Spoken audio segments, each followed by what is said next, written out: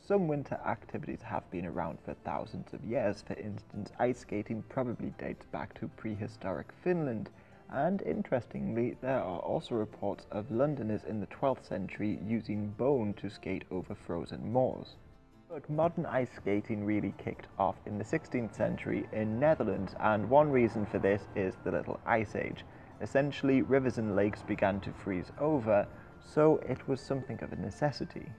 There are stories of the Dutch using ice skates to fight the Spanish during the 80 Years' War, and there's also photos of the Dutch army skating in the 20th century, so it became something of a national sport.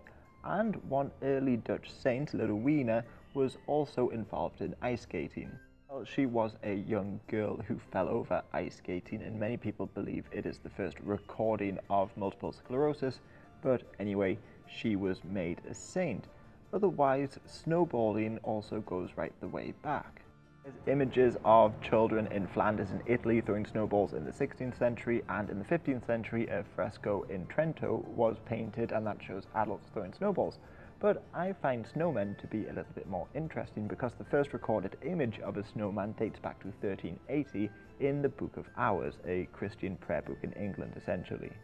Just to digress for a little bit, but in the 19th century, a young American, Lincoln Mead, made headlines after building some snowmen. Well, not headlines, he was in the papers at least.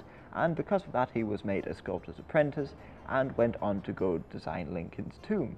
But probably one of the strangest events involving snowmen anyway occurred here in Belgium. 1511 in Brussels, after weeks of snow, the population just decided to build snowmen. However, many used this opportunity to protest against the government and started building snowmen outside the Duke's palace.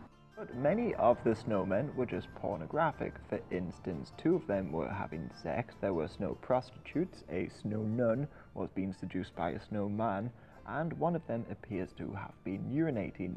In total, around 100 snowmen were built in this 1511 miracle, as it was called.